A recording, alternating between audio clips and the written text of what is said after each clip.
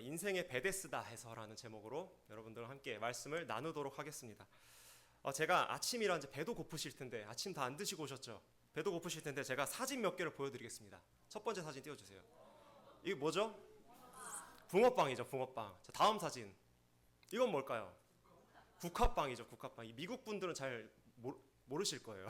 한국의 좀 트레디셔널 푸드예요. 코리안 트레디셔널 푸드, 국화빵. 다음 사진 넘겨주세요. 이건 뭐죠? 핫도그, 핫도그. 약간 한국 스타일 핫도그예요. 미국은 이런 핫도그 아니죠. 이렇게 중간에 사이드에 넣어서 먹는 게 미국식이죠. 이건 한국식 핫도그입니다. 자, 다음으로 이거 아시는 분 있나요? 이 아이스크림? 거부갈.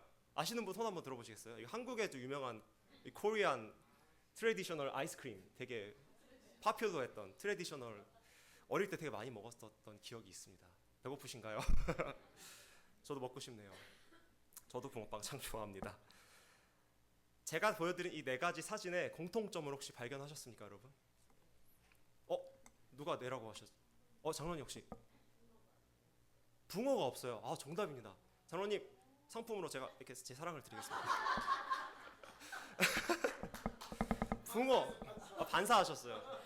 붕어, 국화, 핫도그, 거부갈 이름만 있고 실제 그 내용물은 안에 없죠. 붕어빵에 붕어가 없고 국화빵에는 국화가 없고 핫도그에는 도그가 없고 거부갈에는 거북이 알이 없고 이름만 있고 없어요. 그러니까 겉모습만 이름만 있는 것이죠. 우리를 이런 거로 두고 전문 용어로 가라 페이크라고 합니다. 페이크. 너무 속된 용어였죠. 참 웃기죠. 고래밥, 뭐 꽃게랑 오징어집. 한국엔 참 이런 이름만 있는 과자들이 참 많은 것 같습니다. 저는 이런 것도 봤어요. 되게 재밌었던 게 갈릴리 풍천장어라는 장어집도 있대요. 한국에 가면은 그 장어가 갈릴리에서 잡혔을까요? 아니죠. 저기 어디 양식 장어겠죠. 근데 이름이 갈릴리, 예수님께서 사역하셨던 갈릴리 풍천장어. 그리고 베드로 부동산, 뭐 사람을 낚는 게 아니라 매물을 많이 낚아라 뭐 이런 의미로 베드로 부동산 뭐 이런 것도 있더라고요.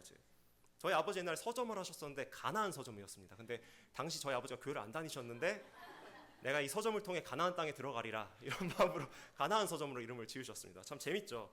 우리는 참 삶을 살아가면서 이렇게 이름은 있는데 참 그 내용물은 없는 참 재미진 이런 상황을 많이 좀 마주하곤 합니다. 오늘 본문을 보면 이와 같이 이름만 있었고 진짜 그 있어야 될 내용물은 없었던 장소가 한 곳이 나오는데요. 사진 넘겨주시겠어요? 좀 웃음이 나올 것 같아서 그래서 거부갈 보니까 베데스다입니다. 베데스다. 오늘 우리는 이 베데스다의 38년 된 병자의 이야기를 통해서 함께 은혜를 나누고자 합니다. 먼저 우리가 이 본문을 살펴보기 앞서서 우리가 두 가지 좀 알아야 될 사건, 이제 이 지명에 대해서 알아야 하는데 이 지명은 베데스다. 이 베데스다라는 이름은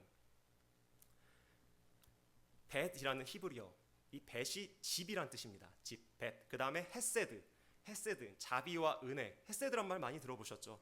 그러니까 베데세드, 그러니까 자비의 집이란 뜻이 바로 베데스다였습니다. 우리 교회랑 이름이 비슷하지 않나요? 우리 교회도 은혜교회이지 않습니까? 근데 뭔가 이름만 들어도 여기 들어가기만 하면 뭔가 이렇게 은혜를 충만하게 받을 것 같은 그런 느낌이 들지 않나요? 베데스다. 그러니까 들어가기만 해도 뭔가 은혜 받을 것 같은 그런 느낌이 들죠. 저희 교회도 그런 교회인 줄 믿습니다. 그래서 그곳에는 이런 전설이 내려오고 있었습니다. 가끔씩 천사가 이제 물에 내려오는데, 그러니까 미신적인 것이죠. 전설이 있었던 것 같아요. 내려오는데 그때 천사가 가끔씩 내려올 때 물이 움직일 때 가장 먼저 들어가는 사람이 어떤 병이든지 나음이러라. 그러니까 이런 전설이 내려오고 있었다는 것입니다. 우리도 그렇지 않습니까? 유황온천 저기 좋은 데 들어가면은 피부병이 다 낫는다더라. 저도 아토피로 어릴 때 굉장히 고생했었는데 뭐 별의 탕에 다 들어가 봤어요, 저는. 근데 낫는데 낫진 않더라고요. 미신적인 거죠. 그러니까 카더라 통신과 비슷한 전설이 이곳에 내려오고 있었다는 것입니다. 하지만 안타깝게도 그 멋진 베데스다, 자비의 집, 은혜의 집이란 이름과는 다르게 그곳에는 두 가지 모순이 있었습니다. 첫 번째, 제가 앞서 말씀드린 것처럼 이름은 베데스다, 자비의 집이었지만 자비가 없었습니다. 여러분 생각해 보십시오. 그렇게 수많은 병자들이 손 마른 자, 혈기 마른 자, 중풍병자, 안진뱅이 모두 많은 병자들이 그 앞에 앉아 있었다고 기록하고 있습니다. 근데 그 많은 병자들이 천사가 내려와서 물이 움직일 때 어떻게 됐을까요? 평소에는 이렇게 브라더 하면서 친구로 지냈겠지만 물이 움직일 때는 브라더가 어딥니까? 오징어 게임처럼 너도 나도 서로 들어가려고 내가 먼저 갈 거야 이러면서 자비가 없었습니다. 그곳에는 치열하게 경쟁하는 그런 치열한 경쟁만 있었던 곳, 자비의 집인데 그 누구도 자비를 베풀지 않는, 내가 먼저 살고 봐야 되는 그런 곳이 바로 베데스다였습니다. 모순적이죠. 두 번째 모순은 이 베데스다가 양문 근처에 있었다라고, 좀 작아서 잘 안 보이시죠?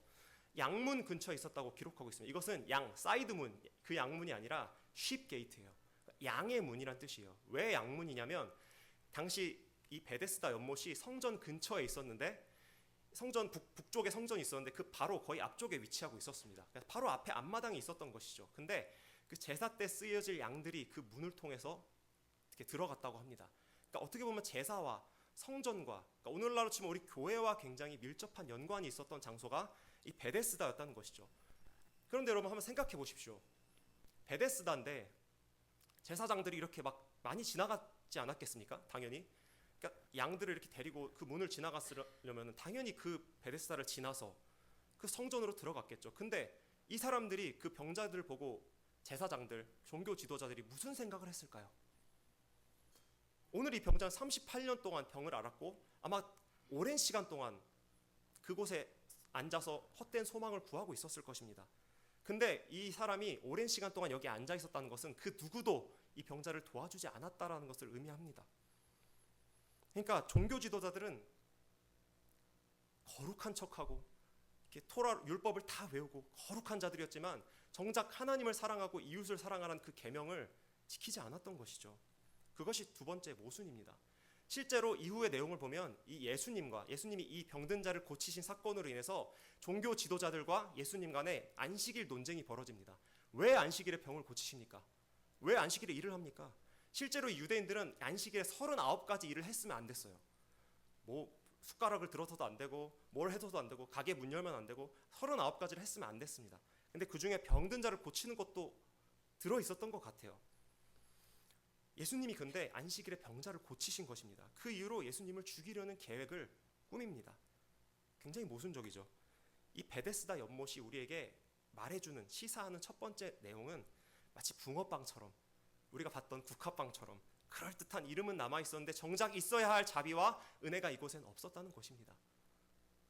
거룩한 척했지만 그곳에는 하나님의 거룩함이 없었고 하나님의 사랑이 결여되어 있었던 그런 메마른 곳이 바로 베데스다였다는 것입니다. 이 말씀을 묵상하면서 저는 저 자신을 먼저 돌아보게 되었습니다. 지금 나는 아이와 은혜교회 전도사로서 섬기고 있는데 나는 지금 진짜 그 은혜교회 전도사로서 은혜를 끼치는 사람으로 살아가고 있는가? 이름만 전도사 목회자가 아니라 진짜 청년들을, 성도님들 한 사람 한 사람을 사랑으로 품는 자로 서 있는가? 스스로 돌아보는 시간을 가졌습니다.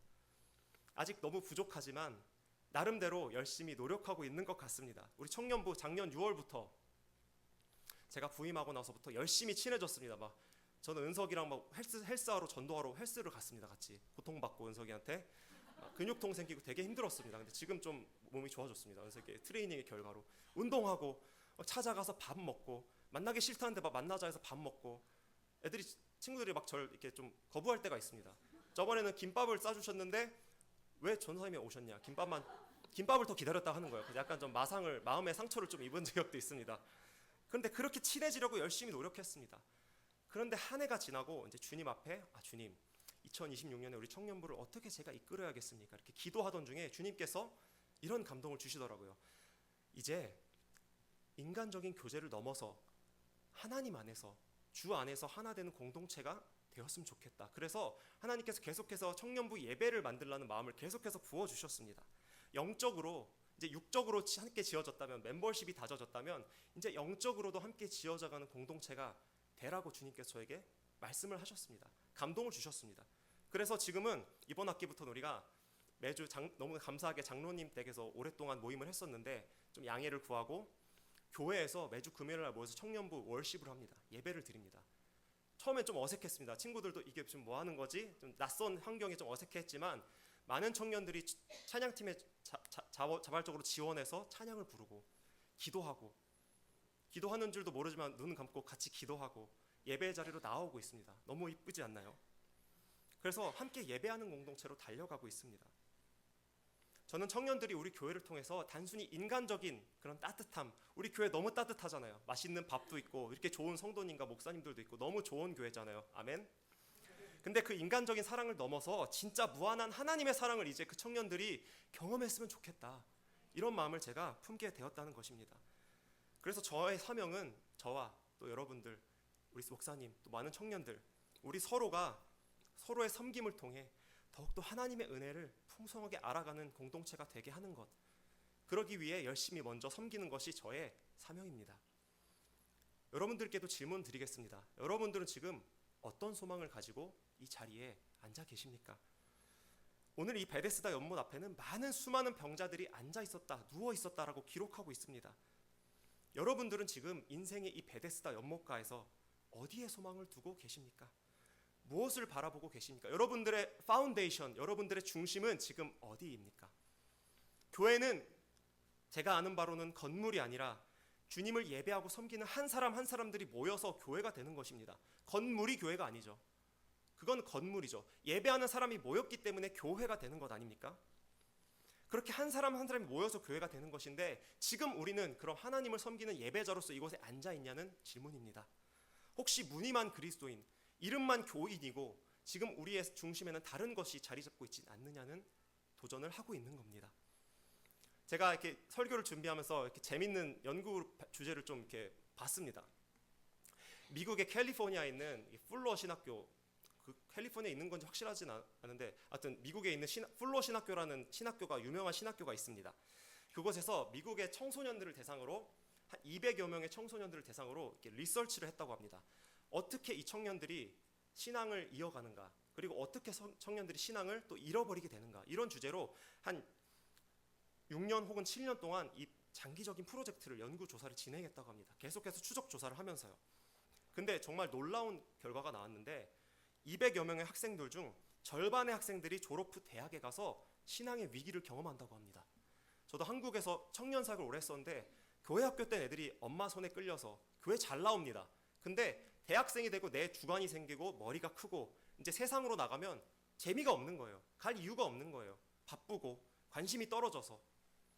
그래서 여러 가지 이유들이 있었지만 그들이 신앙에서 멀어졌다고 대답한 가장 큰 근본적인 이유는 내가 신앙의 본질, 이 복음에 대해서 회의가 들었고 믿음이 약해졌기 때문이라고 답했다고 합니다. 화려한 행사, 이 미국 교회들 얼마나 사역 잘합니까? 한국 교회도 또 미국의 교회들도, 저희 교회도 그렇고 사역 너무 많이 잘하고 있습니다. 근데 예수 그리스도, 복음이 정작 그 마음 안에 없었기 때문에 이들은 교회를 떠날 마음까지 결심했다는 것입니다. 그것이 가장 큰 이유였다는 것입니다. 화려한 음영, 조명시설, 집회 행사, 이벤트가 아니라 예수 그리스도가 그들의 인생에 있었느냐 없느냐가 이들이 신앙을 지켜낼지 포기할지를 결심하는 가장 큰 요소였다는 것입니다. 사랑하는 여러분, 교회에는 마땅히 다른 것들도 분명히 있어야 하지만, 그런 사역들 너무 필요하지만 무엇보다 우리에게 있어야 할 것은 예수 그리스도의 사랑, 십자가 복음, 은혜가 있어야 합니다. 예수 없는 교회는, 예수님 없는 교회는 존재 이유가 없는 것입니다. 생각해 보세요. 여러분, 짜장면집 가셔서, 우리 청년들 내일부터 시카고 여행 가거든요. 짜장면 먹을 겁니다. 한식 순댓국 먹을 겁니다. 여러분, 짜장면집 가서 김치찌개 달라 하는 사람이 어디 있습니까? 빵집 가서 밥 좀 달라고 하는 사람이 어디 있습니까? 커피숍 가서 맹물 마시는 사람이 어디 있습니까? 교회에 왔으면 예수님을 찾고 예수님을 만나고 예수님의 은혜를 받아야 하는 것입니다. 은혜 받기를 사모해야 되는 것입니다. 사랑하는 여러분, 오늘 본문의 이 베데스다 못 앞에 이 수많은 병자들처럼 우리 또한 매주 이 교회에 나와서 1년에 52주 주일 예배를 드리고 금요 찬양 기도회, 토요 기도회, 새벽 기도회, 교회에 열심히 신실하게 나오지만, 열심히 무언가를 붙들고 살아가고 있지만 우리는 다시 한번 생각해 봐야 합니다. 혹시 내가 지금 주님이 아닌 다른 헛된 것들을 붙들고 헛된 소망을 두고 이곳에 나와 있진 않은가? 나의 중심이 그리스도가 아니라 다른 것이진 않은가? 우리가 한번 돌아보는 시간이 되길 간절히 소망합니다. 그렇게 주님 손 붙들고 온전한 회복의 길로 나아가는 우리 모두가 되길 간절히 축복합니다. 다음으로 38년 동안 사지가 마비된 채 살았던 이 소망 없던 이 병자의 인생에 주님께서 찾아오십니다. 이 베데스다, 이 자비의 집, 은혜의 집, 이 소망이 없던 곳에 주님께서 더벅더벅 이렇게 걸어오십니다. 그 병자 인생에 찾아오십니다. 그리고 이제 새로운 생명의 역사가 시작됩니다. 함께 살펴보겠습니다. 당시 이 병자가 몇 살이었다고 기록하고 있나요? 38세였다고 기록하고 있죠. 38, 해 동안 38년 동안 이 병자는 계속 병자로 살았습니다. 당시 예수님 당시 AD 1세기에 평균 수명이 몇 살이었는지 아십니까, 여러분? 35세. 오래 살면 40세였습니다. 기대 수명이요. 내가 살 수 있는 기대 수명이 40세 혹은 35세였어요. 굉장히 짧죠. 지금 저 이제 죽을 나이가 다 된 겁니다. 거의 이제 주님께로 갈 나이가 다 된 거죠. 굉장히 짧았습니다. 이 병자가 38년 동안 이렇게 병자로 살았다는 것은 이미 한 평생을 소망 없이 몸이 마비된 채 살았다는 것을 의미합니다. 평생을요. 아니 이미 평생을 병자로 살았는데 그 인생에 무슨 소망이 있었겠습니까? 병원을 찾아가도 아무 효력이 없고 누구도 도와주지도 않고 뭐 물에 들어가면 낫는다는 헛된 소망을 가지고 나와는 있는데 들어갈 힘도 없고 무기력하게 그곳에 앉아서 그냥 시한부 인생처럼 거기 앉아서 살고 있었을 것입니다. 그런데 그때 예수님께서 그의 인생에 찾아오셨다는 것입니다. 소망 없던 그의 인생에 예수님께서 저벅저벅 걸어오셨다는 것입니다. 오늘 본문 말씀을 보면 예수님께서 그 병든 자를 보시고 아셨다라고 기록하고 있습니다. Jesus saw him and knew. 그가 그 자리에 얼마나 앉아 있었고 얼마나 아픈 고통들을 겪었고 얼마나 절망 가운데 있었으며 얼마나 그 소망을 붙들고 헛된 것을 붙들고 살았는지를 예수님께서 보시고 아셨다라고 오늘 우리에게 기록하고 있다는 것입니다. 오랜 세월 동안 그곳을 지나가는 그 누구도 병자를 거들떠보지도 않았고 손 한번 잡아주지 않았는데 아무런 관심도 없었는데 예수님께서 그 병자를 보시고 아셨다라고 기록하고 있습니다. 얼마나 놀라운 사실입니까? 누가 우리를 위해서 울어줍니까, 여러분? 세상 친구들 많잖아요. 저도 어릴 때 친구들 정말 많았습니다. 많이 의지했습니다. 근데 지금 한 사람도 남지 않았습니다. 물론 제가 부족해서 그런 거일 수도 있겠지만 이 세상적인 친구들은 결국 세상의 가치책에 의해서 내가 쓸모 없어지면 나를 멀리하고 내가 힘들 때 연락 한번 안 하잖아요. 사람들은 누가 우리를 위해 울어주고 누가 우리를 위해 항상 변함없이 지켜봐주고 사랑해주고 우리를 일으켜줍니까? 누가 우리의 연약함까지 사랑해주냐는 것입니다. 이 세상의 가치관은 너무나 냉정하고 매정합니다. 하지만 예수님께서는 우리를 보시고 아시고 우리를 손을 잡아주시는 사랑의 주님이라는 사실입니다. 이 38년 된 병자처럼 아무런 소망도 없고 아무런 가치도 없는 희망도 없는 우리의 인생에 예수님께서 찾아오셔서 우리를 봐주시고 알아주시고 사랑해 주신다는 것입니다. 이것이 우리에게 있어서 진정한 위로요 소망이 아닙니까? 주님께서 끝났다고 하기 전까지는 그래서 인생이 끝난 게 아닙니다. 여러분들 학교의 문제, 졸업의 문제, 직장의 문제, 장년분들은 자녀의 문제, 또 노후의 문제, 직장의 문제, 여러 가지 문제들이 우리 삶에 있잖아요. 근데 우리의 삶을 살아가다 보면 소망이 끊어질 것 같은 데가 반드시 찾아옵니다. 그런데 우리가 기억해야 할 것은 우리는 붙들어야 될 소망이 여전히 있다는 것입니다. 소망이 없을 때도 우리는 예수 그리스도 붙들고 일어날 수 있다는 것입니다. 아멘이십니까? 그 주님 손 붙들어야 합니다. 정말 이 말씀을 묵상하는데 저는 눈물이 날 것 같더라고요. 너무 감사하더라고요. 이 주님의 인자하심과 사랑에. 그렇게 예수님 그 병자에게 다가가셔서 이렇게 질문하십니다. 내가 낫고자 하느냐? 내가 낫고자 하느냐? 사랑하는 아들아, 내가 진짜 낫고자 하느냐? 이렇게 말씀하십니다. 근데 여기서 조금 특이한 게 여러분 생각해 보십시오. 상식적으로 내가 낫고자 하느냐는 단답형 질문입니까? 서술형 질문입니까? 단답형이죠. 네, 아니요로 대답하면 되잖아요. 근데 이 병자는 서술형으로 장황하게 대답합니다. 주여, 물이 움직일 때 나를 못에 넣어주는 사람이 없어 내가 가는 동안에 다른 사람이 먼저 내려가나이다. 뭐라고 말하고 있는 건가요? 남 탓하고 있는 거죠. 저 사람이 먼저 가서 내가 지금까지 이러고 있는 거 아닙니까? 아무도 안 도와줍니다. 신세한탄을 하고 있었다는 거예요. 넋두리를 하고 있었다는 거예요. 우리가 병에 걸려서 병원에 갔다고 생각해 봅시다. 저 최근에 이제 감기를 좀 심하게 앓아서 병원에 갔었습니다. 근데 그 학교 병원에서 이렇게 말하더라고요. Rest well. 그냥 약을 안 주고 그냥 잘 쉬라고 하더라고요. 미국 병원은 그런가 봅니다. 전 처음 가봤는데 되게 쿨하게 그냥 쉬라 하더라고요. 약을 안 줘요. 그냥 이렇게 같이 잘 쉬래요. 내가 몰라서 온 게 아닌데 약 받고 싶어서 온 건데 그러더라고요. 머리에 뭐가 좀 나서 약 좀 달라니까 머리를 잘 감으랍니다. 그래서 그렇구나 이러고 집 가서 머리를 열심히 감았습니다.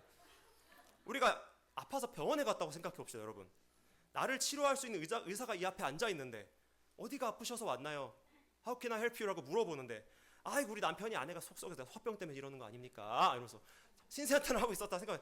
내 자식 녀석이 속속에서 내가 지금 이러고 있는 겁니다.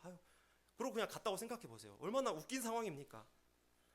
의사가 앞에 있는데, 나를 고쳐줄 수 있는 의사가 앞에 있는데 신세한탄을 하고 있는 것입니다. 의사 앞에 갔으면 어디가 아프고 어떻게 낫고 싶은지, 어떤 약을 먹고 싶은지를 얘기를 해야 되잖아요. 근데 이 병자가 오늘 그랬다는 것입니다. 예수님이 앞에 와 계시는데, 생명의 주관자이신 예수님이 그 앞에 서 계시는데 예수님을 붙잡지 않고 네 주님 제가 낫길 원합니다 대답하지 않고, 저 사람이 그래서 아무도 도와주지 않아서 그냥 운이 없어서 그냥 신세한탄을 하고 있었다는 것입니다. 이 병자는 오랜 고통과 슬픔으로 인해 육신이 마비되었어요. 중풍병자였던 것으로 추정되거든요. 근데 그 마음까지도 마비되었습니다. 주님 앞에서 자신이 무엇을 구해야 하는지, 내가 너무 힘들고 우울하고 아픈데 내가 지금 무엇을 구해야 되는지도 모르고 신세한탄만 하고 있었다는 것입니다. 얼마나 안타까운 상황입니까? 마음이 딱딱하게 굳어버린 것입니다. 우리 또한 그렇습니다. 마음이 딱딱하게 굳어있으면 복음이 들어오지 않습니다. 예수님의 사랑이 믿어지지가 않습니다. 성령께서 우리의 마음을 만져주실 때 우리가 예수님 앞에 나아갈 수 있습니다.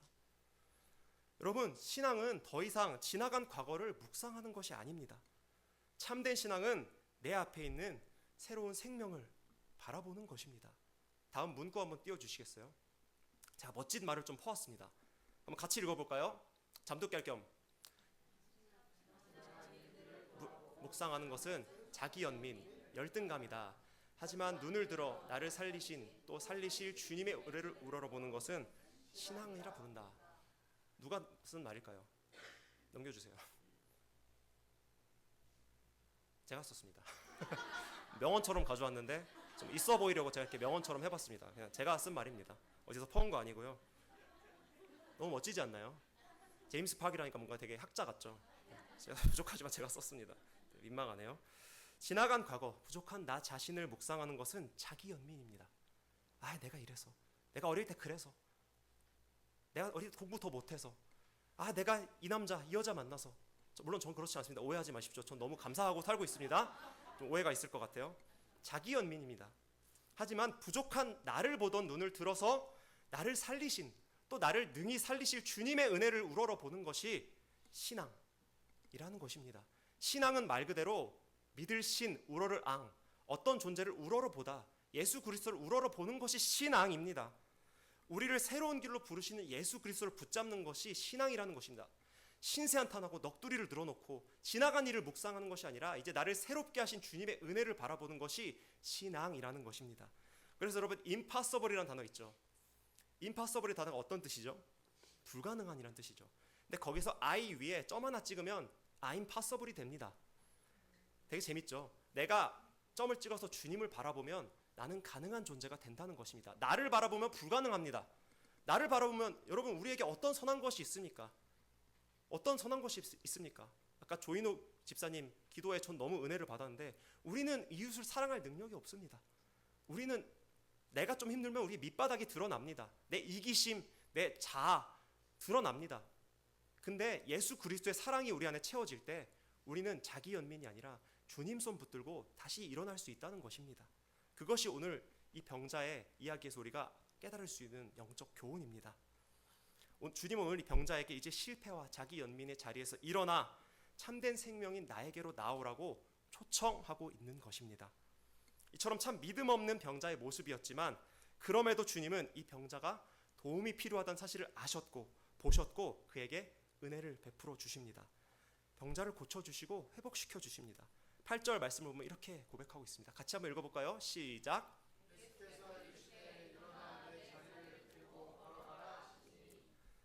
예수님의 말씀이 끝나기 무섭게 그 병자는 즉시 병에서 나아서 일어나 자리를 들고 걸어갑니다. 38년의 그 어두운 실패와 좌절이 이제 예수님의 새로운 생명으로 다시 태어나는 놀라운 광경이 오늘 이 본문인 것입니다.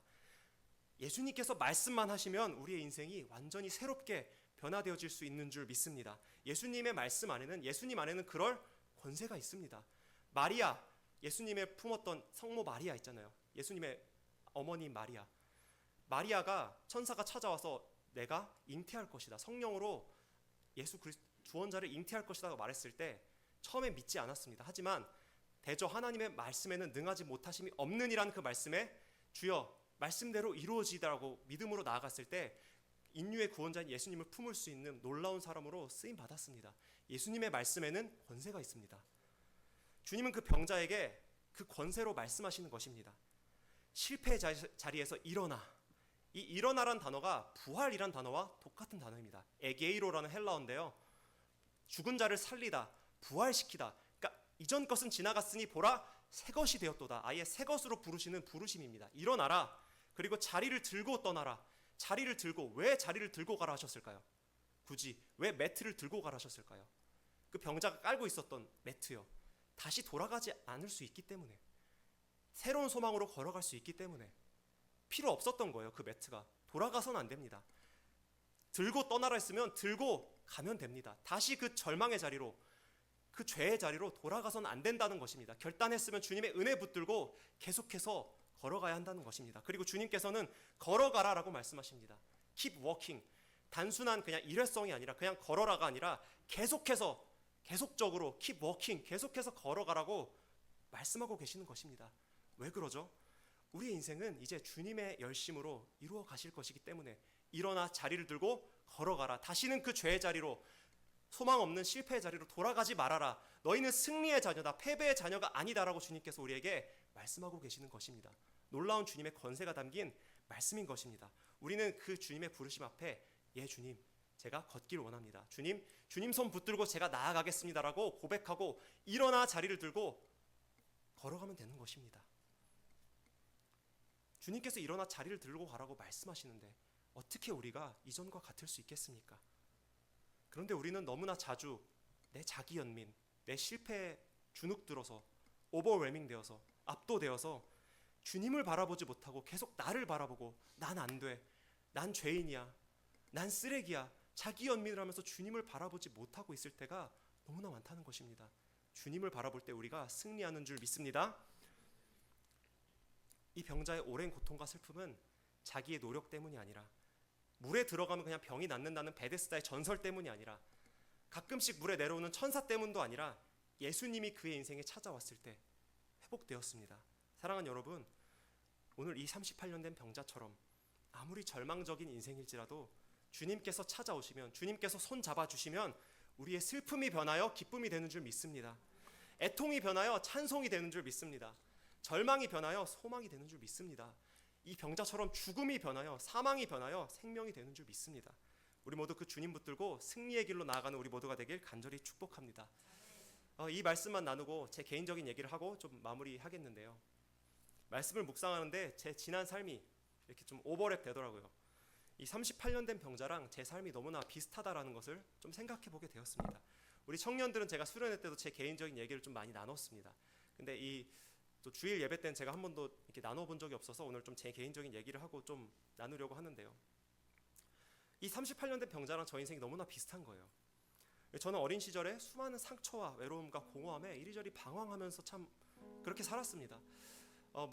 여러 가지 일들이 있었지만 한 가지만 나누자면은 저희 어머니 아버지가 신용불량자가 되셨습니다. 사업이 부도가 나서 신용불량자가 되셔서 거의 쫓기듯이 서울로 이사가서 어머니 아버지가 포장마차를 하셨습니다. 그 밤장사, 술장사를 하셨어요. 일을 할 수가 없었기 때문에. 신용불량자가 일을 할 수 없거든요. 근데 지금도 생각나는 게 너무 가난했어요. 그래서 항상 어머니 아버지가 장사를 하고 들어오시면 돈다발이 이렇게 있는데 너무 이렇게 맛있는 게 사 먹고 싶어서 1,000원짜리 한 장 가져가고, 그런 좀 부끄러운 과거도 있습니다. 그리고 어머니 아버지가 항상 지하철역 앞에서 장사를 하셨는데 너무 부끄러운 거예요. 어머니 아버지를 이렇게 친구들이랑 같이 갈 때 그 앞을 지나가는 게 너무 쪽팔린 거예요. 그래서 외면하고 지나가고 참 이런 적이 있었어요. 너무나 가난하고 참 불우했고 참 공허했고 참 자기 연민의 열등감에 참 집합체였던 것 같습니다. 그렇게 어머니 아버지가 당시 8시, 7시쯤 저녁 먹고 나가시면 새벽에 들어오셨어요. 이제 중학생 된 아이가 밤에 혼자 뭘 합니까? 나가서 노는 거죠. 외로우니까, 심심하니까 나가서 노는 거예요. 계속 그런 방황하는 삶을 계속 살다 보니까 경찰서도 들락날락 거리고 참 제 인생이 막장 인생을 달리고 있더라고요. 저는 청소년 시절에 그렇게 이 병자처럼 아무런 소망이 없었습니다. 내가 뭘 할 수 있을 거라는 기대조차 없었습니다. 대학 꿈도 못 꿨습니다. 우리 집 형편에 무슨 대학? 지금 급식비 내는 것도 어려운데 무슨 대학? 꿈이 없었어요. 이렇게 여러분 청년들처럼 유학 올 수 있는 그런 환경도 아니었어요. 무슨 유학이에요. 지금 학교 다니는 것도 버거운데. 그런 막장인 인생, 소망도 희망도 없는 그런 인생을 살았습니다. 몸도 마비되고 마음도 마비돼서 아무런 소망도 없고 생명도 없고 그냥 고깃덩이처럼, 아무 생각이 없는 고깃덩이처럼 그렇게 인생을 살았습니다. 고등학교 때까지 생명이 없는 인생을 그렇게 계속 살았습니다. 가난과 방황, 자기연민, 열등감, 저 친구는 저렇게 잘 사는데, 또 하필 강남에 살았어요. 강남하면 부자잖아요. 근데 저희는 부자 아니었어요. 저희는 거지였어요. 강남 거지. 우울증도 알았어요. 꿈도 희망도 없고 그렇게 인생의 치열하게 낮은 베데스다 앞에 앉아 있을 때 주님께서 저의 인생에 찾아오신 것입니다. 이 병자처럼요. 철순아, 내가 너를 사랑한다. 이제 그만 나에게 돌아와라라고 말씀을 저에게 들려주셨습니다. 그런 감동을 주셨습니다. 제 손을 꼭 잡아주셨습니다. 십자가 사랑으로 벼랑 끝에 서 있던 저를 다시 일으켜 주셨습니다. 저의 인생을 은혜로 다시 일으켜 세워주셨습니다. 무너진 저의 삶을 십자가 보혈의 능력으로 다시 회복시켜 주셨습니다. 이것은 제가 지어낸 이야기가 아니라 저는 예수님을 만났다고 할 때 경험으로 만나서 압니다. 믿어드리는 게 아닙니다. 진짜 예수님께서 저에게 그 사랑을 보여주셨기 때문에 저와 예수님만의 스토리예요. 그래서 자신 있게 나눌 수 있습니다. 믿어져서 믿습니다. 가끔 아내한테 이런 농담을 합니다. 그러니까 내가 결혼할 때 당신밖에 없다 했잖아. 가진 게 진짜 당신밖에 없어. 그래서 난 돈도 없고 가진 거 없으니까 나 책임져. 미국까지 따라왔잖아. 이렇게 말하곤 합니다. 근데 이 말이 생각나더라고요. 제가 이곳에서 귀가 닳도록 예수님 얘기하고 우리 청년들 예수님 얘기하고 계속 예수님 얘기하고 기승전 예수님일 수가 밖에 없는 이유가 제가 자신 있게 얘기할 수 있는 게 예수님밖에 없기 때문이에요. 저희 인생의 소망이 예수님밖에 없기 때문입니다. 예수님 아니면 저희 인생이 도저히 설명이 되지 않기 때문이에요. 그래서 맨날 예수님 얘기만 할 수밖에 없는 것입니다. 왜요? 예수님밖에 저희 인생에 없기 때문이에요. 다른 소망이 없기 때문입니다. 예수님만이 나의 전부이기 때문에. 그래서 저희 인생은 기승전 예수님입니다. 여기 계신 여러분 모두 저마다 수많은 사연들, 수많은 이유들을 가지고 이곳 미국 땅에 오셔서 살고 계시고 이곳 예배의 자리에 앉아 계실 거라 생각합니다. 제가 그 세월의 무게와 그 어려움들 감히 다 헤아릴 수 없겠지만 여러분들을 하나님의 말씀으로 도전하고 싶습니다. 다른 이유가 아니라 오직 예수 그리스도, 오직 예수 그리스도의 소망, 그것이 우리를 다시 살리고 다시 일으키고 다시 일어나 걸어가게 하는 유일한 소망입니다. 예수님은 우리의 생명입니다. 예수님은 우리의 참된 기쁨입니다. 모든 것의 모든 것이십니다. 알파와 오메가가 되십니다. 우리의 구원자가 되십니다.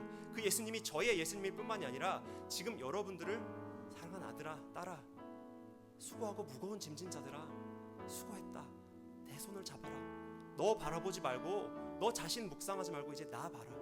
내 손 잡고 같이 걸어가자. 주님께서 오늘 이 38년 된 병자와 같은 우리의 삶에 이렇게 말씀하고 계시는 것입니다. 수고하고 무거운 짐진 자들아, 다 내게로 와라. 내가 너희를 쉬게 하리라.